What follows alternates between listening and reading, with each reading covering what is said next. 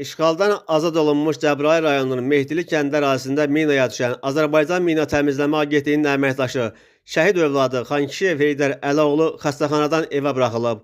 Atasının şəhid olduğu rayonda mina partlayışı nəticəsində xəsarət alan və nəticədə sağ ayağın topuq nahiyəsinin amputasiyası olunan Heydər Xankişiyevin vəziyyəti təxmini bir aylıq müalicədən sonra yaxşılaşıb.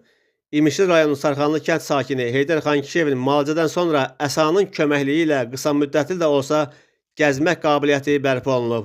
Nisbətən sağlamlığına qovuşan Heydər Xankişiyevin amputasiya edilmiş ayağında hazırda bir qədər şişkinlik var. Həkimlərin ailəyə verdiyi məlumata görə təxmini bir aylıq ambulator müalicədən sonra ayaqdakı şişkinlik aradan qalxacaq və sonra protez qoşulacaq. Bundan sonraki proses isə ona əlilliyə görə əmək pensiyasının təyinatıdır. Ailənin bildirdiyinə görə artıq Əmək və Əhalinin Sosial Müdafiəsi Nazirliyinin mütəxəssisləri Heydər Xankişiyevin vəziyyəti ilə maraqlanıb və ona 6 aydan sonra əlillik təyinatının aparılacağını bildiriblər. Qeyd edək ki, Heydər Xankişiyev 1-ci Qarabağ müharibəsinin şəhidi Xankişiyev Əli Şahlaroğlunun övladıdır. Əli Xankişiyev İmişli rayon polis şöbəsinin əməkdaşı olub.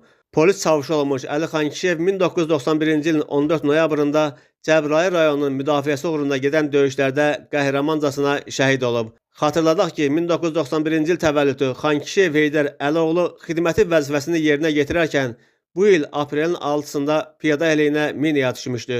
O, əvvəlcə Füzuli rayon mərkəzi xəstəxanasına, sonra isə Bakıdakı özəl klinikaların birinə təxliyə olunmuşdu.